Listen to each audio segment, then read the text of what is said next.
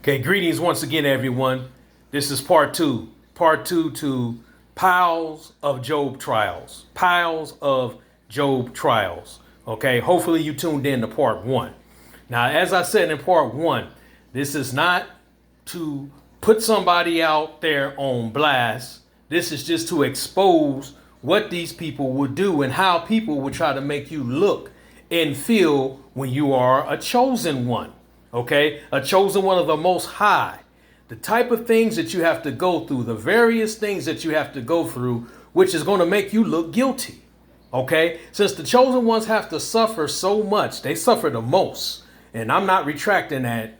We suffer the most. No complaint from this saint, though. You know, the suffering is preparing us, right? It's removing things from us. You know, we're getting positioned. We're getting prepared. We're getting positioned. Right? The Most High has us ready to rally once we come out the valley. All right? So I'm not complaining about the things that chosen ones have to go through. But that doesn't mean just because we have to go through, we have to take no bull dookie from people either. We have a right to stand up for ourselves. And that's exactly what I'm doing in these videos. All right? Now, as I was talking in part one, a couple of things I would just like to piggyback on and add. Okay? In case somebody is wondering, well, Martin, why was it necessary for you to go get a test to see if you had an STD? Well, one day when I was out working two out of the two jobs that I had, the other job was Ubering. I was out Ubering because I've been an Uber driver for a little while. I haven't done it in a while because I've had to take care of family. So I'm in the medical field now. But anyway, while I was out Ubering, I got a call from my wife, my then wife at the time. And we thought that she was dealing with a yeast infection. So we weren't able to have any relations together because she was all sore and everything, you know, in her private area, right? Sore and swollen and things like that, right? So since it got worse, I told her she needed to go to the hospital and get treated. Well, she calls me one day after going to the hospital and she says, we have to talk. And I was like, talk about what? And she's like, well, are you taking a ride right now? I was like, I'll call you as soon as I'm finished. So I call her back. She tells me that I've been cheating, which I had not, right? So she said, you've been cheating. I'm like, where is this coming from, right? She says, you've been cheating because I came down with a case of trichomonas, right? So I'm like, okay, I'm going to prove this to you. Soon as I'm finished with my shift, because we got to make that money, bills ain't going to pay themselves. I said, as soon as I'm finished with my shift, I'm going to go to the hospital. I'm going to get tested. She wanted to go to the hospital with me because she said with me going by myself, I had something to hide. What the heck could I hide? I said I was going to the hospital the same day. So 5 hours later, I worked a 9-hour shift, 9.5-hour shift. 5 hours later, I go to the hospital and I end up going to the same hospital she went to. I didn't even know that. They told me once I arrived there, your wife was here about 4 to 5 hours ago because we noticed the same last name. And they said, we remember your wife because when she fractured her ankle playing on the playground with the kids when I wasn't even there, right? So let's not go there and try to say I abused her. There's not one receipt of no domestic violence. I never once put my hands on my wife, right? But back to what we're talking about, the subject matter, okay? So we arrived. I got tested at the hospital.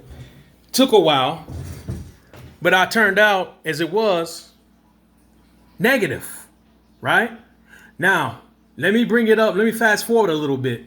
Her family tried to convince her that what I did was I went to the hospital prior, another doctor, and I got treated. So I got it treated so it wouldn't show in my system. All right.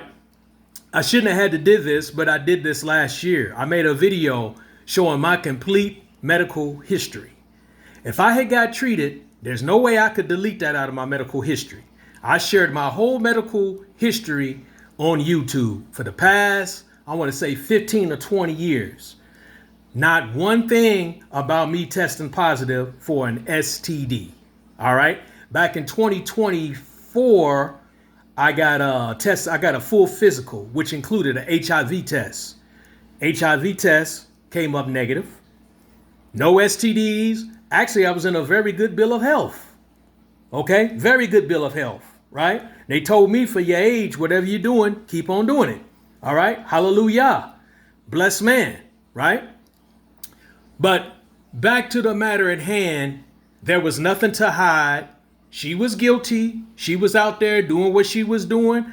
Once again, as I said in the last video, I forgave her of it. I wanted to work things out. I wanted to keep the marriage. I wanted to stay in the marriage. All right. That was then. This is now. Of course, now we've been divorced since last year of 2024. The divorce that she initially wanted, and she stood on it that that's what she wanted. No matter how much I fought for it, that's what she wanted. Right. But it's okay. That's cool. I forgave her of that. All we have in common now is the 3 children we have together. I don't know where she's living at, where she's staying at with my children. That's been kept hidden from me because every time I've picked up my children every other weekend, my 2 children, because one of my children, they're incarcerated right now. That started happening once she did what she did, once she left and once she got with this other guy, right? Okay.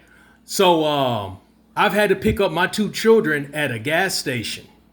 I don't know where they're living at, where they're staying at. She won't allow them to talk. So I have not put pressure on them to try to find out.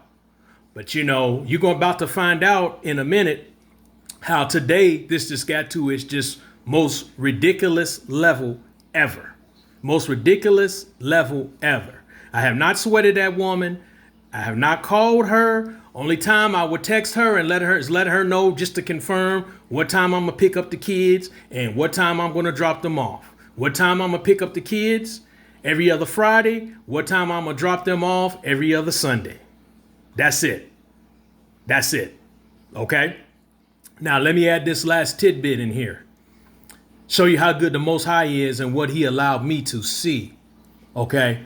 Now, I went to go get a season zoo membership, right?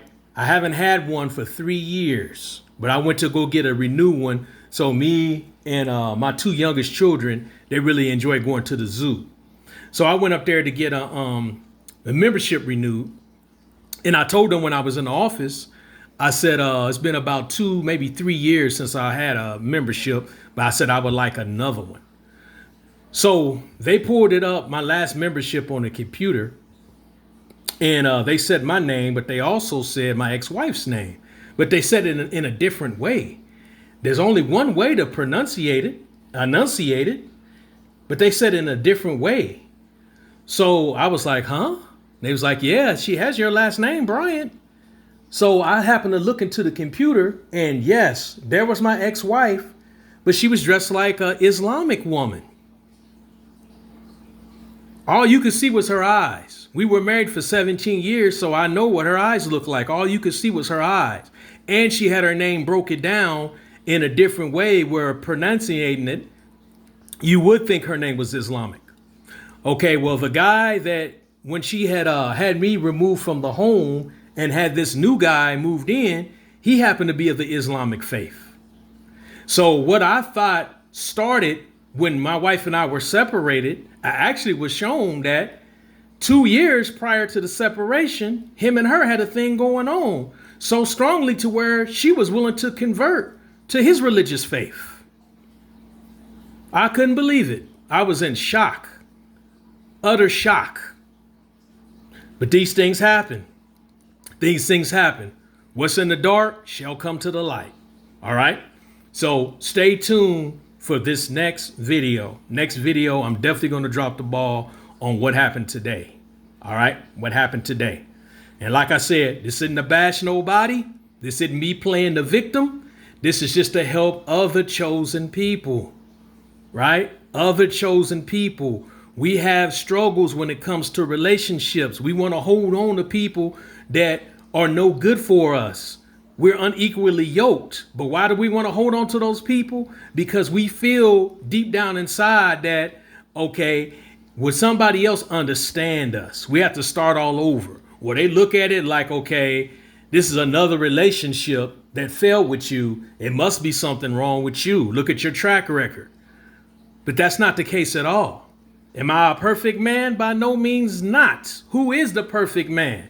Only perfect man I know, he can show the scars in his hands and the scars in his feet from when they nailed him to that tree. That's the only perfect man I know. But I try to do right. My heart is in the right place. I do have a heart for my father. My father knows that. He knows that I love him. He knows that I fear him. He knows that I can't make it a step or a breath or a heartbeat without him. He is my first love. Anybody who truly knows me, they know that, right? They know that.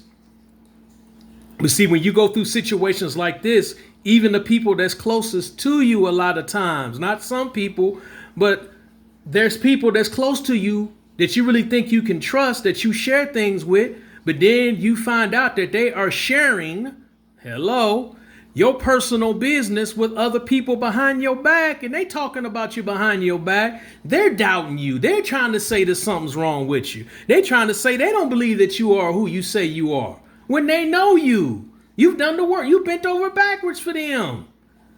But when they get a chance to bash you when you're going through your worst, that's what they're going to do. That's what they're going to do. But there's hope, chosen one. There's hope. Tune into the next video.